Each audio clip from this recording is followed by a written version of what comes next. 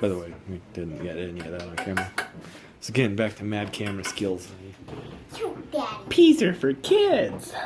Cute Dad. There's more peas, Dad. Is there? Yeah. Okay. Cute Dad. So you're saying I can have some? Yay! Yeah. Goody. Cute Dad. Cute Dad. Okay. Do you want me to just Nope. you up I'm some? good. I want you to eat some.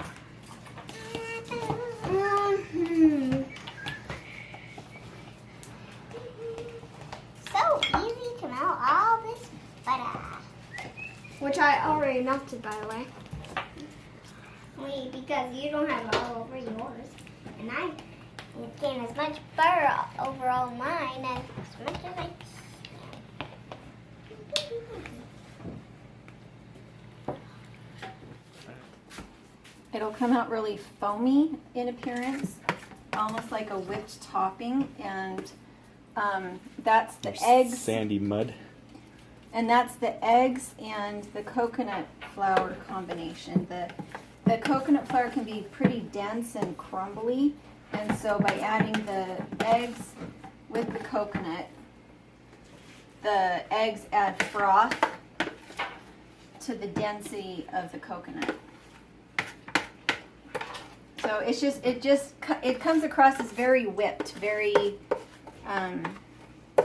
almost like a whipped cream kind of a consistency with all the air that gets beat into it. And Dad, Whereas Mom, most cake batters would be runny at this point, runny and just be able to pour it into the batter, into the pan.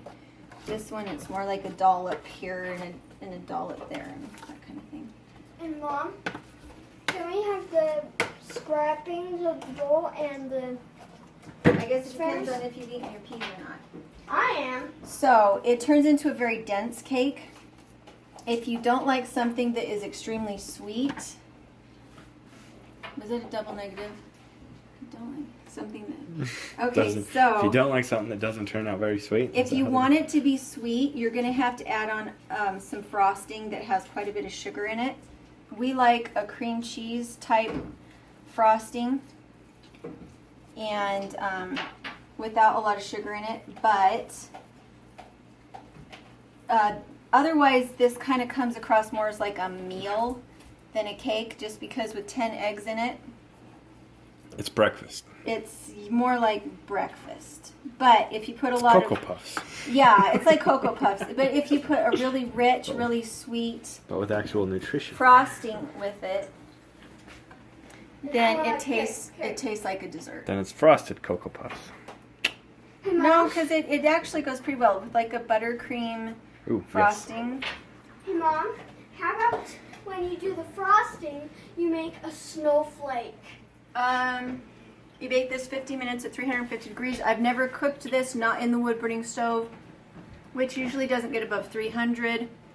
However, something- it tends to cook things faster too. Well, you just have to watch it, and if you can point at the cake for a second. Once I put it in this way, I then have to take it out halfway through and spin it like this and put it in, because the side that's closest to the firebox is going to be the hottest.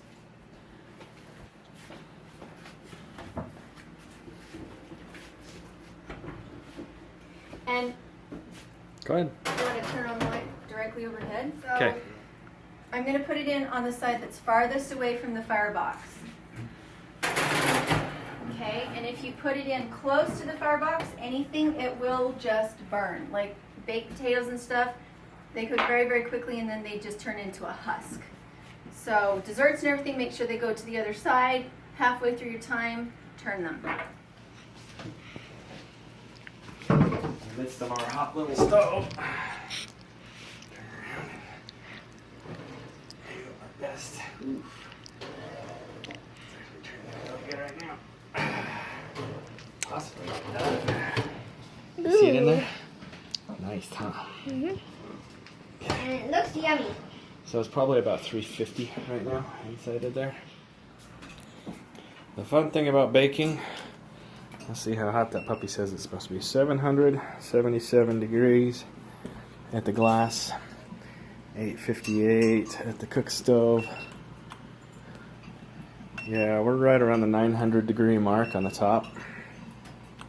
Let's see if I can find a really good one. Ah, it's only 8:30 seconds. Like, where's that 9? By the way, if you guys ever get a cook stove or a wood stove, these little IR thermometers are invaluable. 788. Yeah, we're hot. I think we're gonna have to turn the fan on to cool off the stove, because let's see what our chimney is doing. Only boiling at the chimney. That's no good. That's why we have to clean out every 6 weeks, is by the time it rotates clear around the stove, and that sucks out all that heat.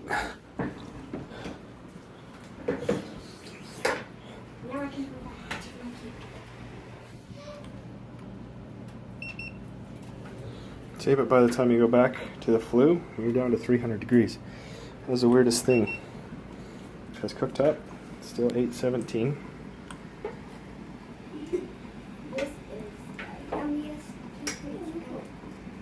Where's that 900? I wanted to see that 890.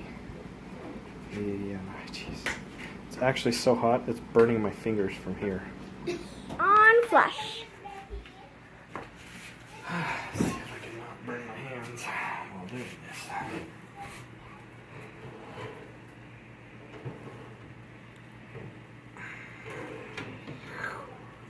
That's so interesting. Okay, so it's like 300 degrees in there, 800 degrees on the top of the stove. You don't want to leave that glass on for long. Move. Thank you. It's okay. Okay. Alright. So there she is, unfrosted. Let's just let it cool down. Yes, you have to wait about 20 minutes at least to let